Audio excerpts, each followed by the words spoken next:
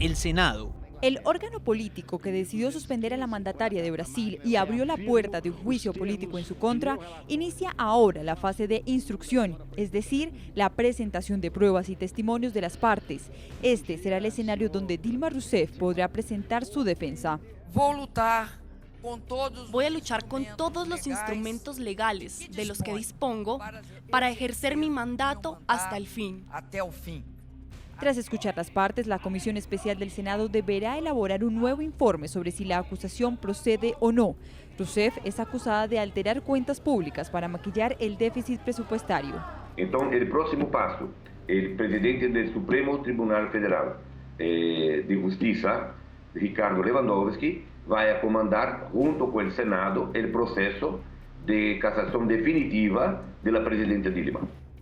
Si el proceso continúa, se abre la etapa de juzgamiento donde el Senado, con presencia de la defensa y la acusación, puede convocar nuevos testimonios para interrogarlos.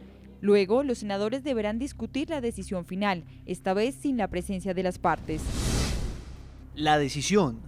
El Senado retoma el mecanismo del voto para decidir si Rousseff cometió o no el delito del que es acusada. No cometí un crimen de responsabilidad. No hay razón para un juicio político. Para que se dé una condena contra Dilma, al menos 2/3 de los senadores, es decir, 54 de los 81, deberán votar a favor de su condena. En este escenario, Rousseff será destituida.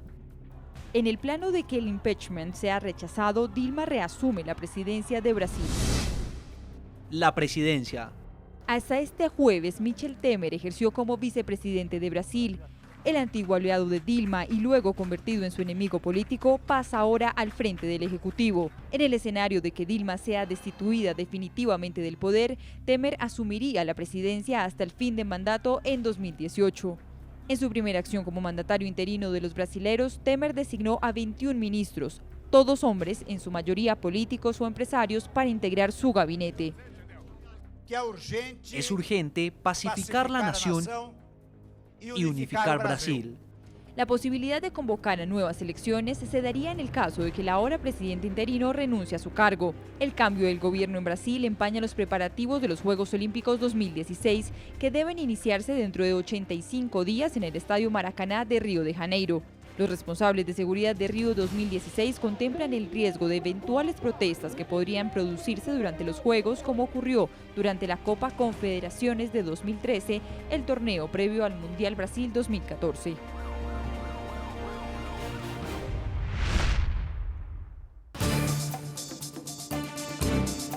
En el programa de la noche están los protagonistas de la noticia. Saluda a Janaína Pascual. Ella es abogada y coautora del principal pedido de juicio político que fue aprobado por el Senado brasileño. Janaína, bienvenida al programa La Noche de NTN 24. Una honra poder hablar con ustedes. Quiero que nos cuente qué viene de aquí en adelante. Usted que es una de estas protagonistas de esa noticia porque fue una de las juristas que diseñó ese pedido de juicio político que hoy es una realidad. ¿Qué viene de aquí en adelante para la presidenta Dilma Rousseff?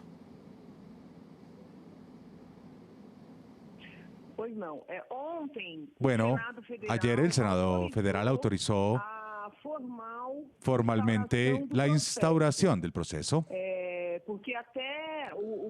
porque hasta el momento que estaba en la Cámara de Diputados todavía era una admisibilidad de una acusación, pero formalmente apenas ayer el Senado autorizó este inicio del proceso. Entonces ahora el proceso efectivamente comienza formalmente con la escucha de testimonios, la expedición de los oficios para varios órganos públicos, todo con el fin de demostrar que las acusaciones que constan en la denuncia son procedentes. Señora Janaína, le voy a hacer una pregunta muy simple. Teniendo en cuenta que ya el Senado tomó una decisión, uno no podía suponer que en los próximos 180 días la decisión del Senado va a ser la misma y por lo tanto Dilma Rousseff ya no volverá al poder. Bueno, esa decisión de ayer fue solo, como le digo, para autorizar el inicio del proceso. Al final del proceso, el Senado tiene que decidir nuevamente y votar nuevamente. El hecho de que los votos ayer hayan sido significativos es un indicativo de que el Senado vislumbró algunos elementos para ese apartamiento del cargo. Ahora, no podemos afirmar categóricamente que esto esté asegurado. Hay un proceso enfrente y los senadores son libres de decidir. Lo que puedo asegurar aquí en Brasil, como en otros lados del mundo, es que los elementos que instruyen esta denuncia, los documentos que adjuntamos en la denuncia, son documentos muy fuertes que muestran de manera muy clara que la presidenta de la República y el gobierno defraudaron las cuentas públicas, escondiendo de la población la falta de dinero para la manutención de los programas prometidos en la campaña. Y ella decía que sí había, cuando ella ya sabía que no había recursos. En Brasil es prohibido que el gobierno utilice los bancos públicos para pagar sus propias cuentas. Es una prohibición clara. Durante años, Dilma utilizó los principales bancos públicos del país para pagar cuentas del gobierno, no solamente de programas sociales que asisten a la población más necesitada, sino también para financiar grandes empresarios conectados, vinculados al expresidente Lula inclusive. Le agradecemos el tiempo, se me ha agotado este segundo bloque, le agradecemos esa contextualización que usted ha hecho. Como lo dije al comienzo, usted es una de las protagonistas de esa noticia, una de las coautoras del principal pedido de juicio político que fue aprobado por el Senado de Brasil contra la presidenta Dilma Rousseff. Muchas gracias por haber estado con nosotros. Agradezco.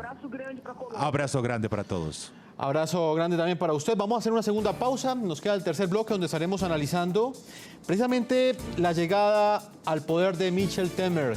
¿Quién es Michel Temer? Él es el vicepresidente de Dilma Rousseff. Desde hoy es el presidente de Brasil.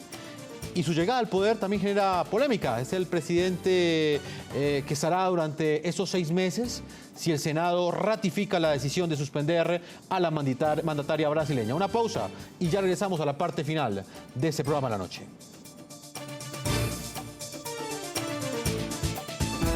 Ya regresamos con La Noche.